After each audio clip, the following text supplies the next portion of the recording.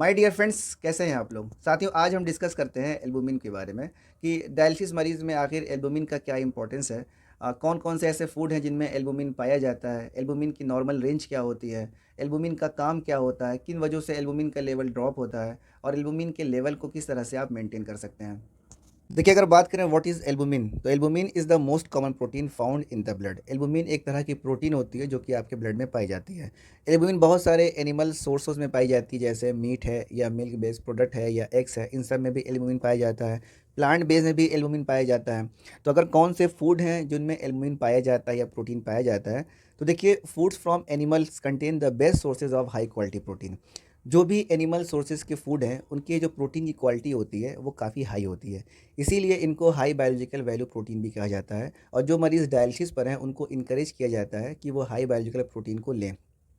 जैसे चिकन है, फ़िश है, एग्स है या मिल्क बेस्ड प्रोडक्ट हैं, इन सबको डाइट में इंक्लूड करने के लिए कहा जाता है। जो प्लांट बेस्ड प्रोटीन है, उनको लो क्वालिटी प्रोटीन कहा जाता है, जैसे जो नट से मिलता है, बीन से मिलता है, वेजिटेबल से मिलता है। इनसे भी आपको प्रोटीन मिलता है, लेकिन इनकी जो वैल्यू होती है वो लो वैल्यू होती है, इनको लोअर क्वालिटी की प्रोटीन कहा जाता है। जो प्रोटीन आपको मिल्क से या योगर्ट से या मिल्क बेस्ड प्रोडक्ट से मिलती है, उनको कई बार लिमिट किया जाता है या कई बार मना भी किया जाता है। क्यों? क्योंकि इस तरह के प्रोटीन में पोटेशियम भी ज़्यादा होता है और फास्फोरस का लेवल भी ज़्यादा होता है। तो जिन लोगों में पोटेशियम का लेवल या फास्फोरस का लेवल हाई होता है, तो उन लोगों को कुछ दिन के लिए मिल्क बेस्ड प्रोडक्ट को मना कर दिया जाता है डाइट में इंक्लूड करने से।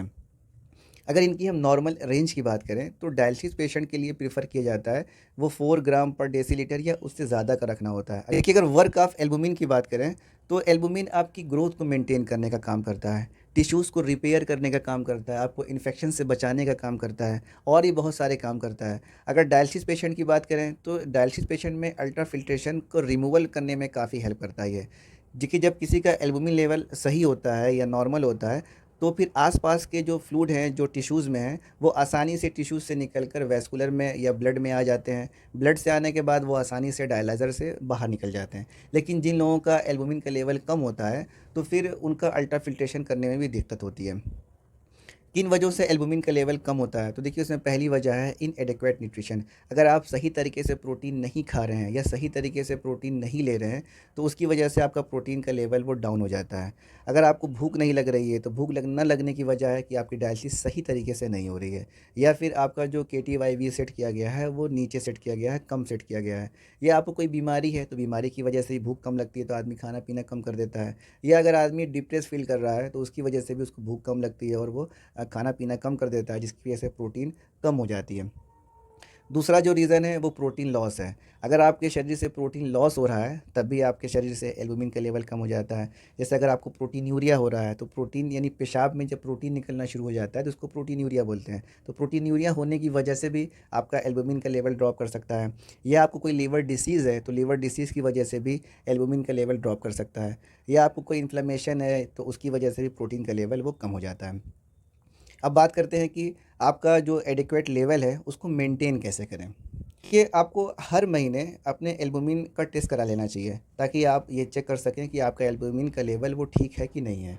उसके अलावा आपको ये पता होना चाहिए कि फूड का या प्रोटीन का बेस्ट सोर्स क्या है। जो बेस्ट सोर्स है आपके लिए, आप उसको अपने डाइट में शामिल कर लें।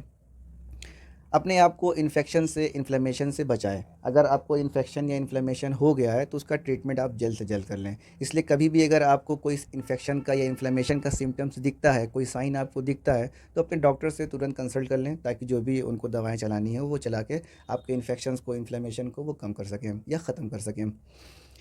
सबसे अच्छी बात तो ये है कि अपने आप को इन्फेक्शन से अगर बचाना है, तो जितने भी हाइजीन है या साफ़ सफाई का आप ध्यान रखें, ताकि इन्फेक्शन आपको कम से कम लगे, तो आपका एल्बुमिन का लेवल वो मेंटेन रहेगा।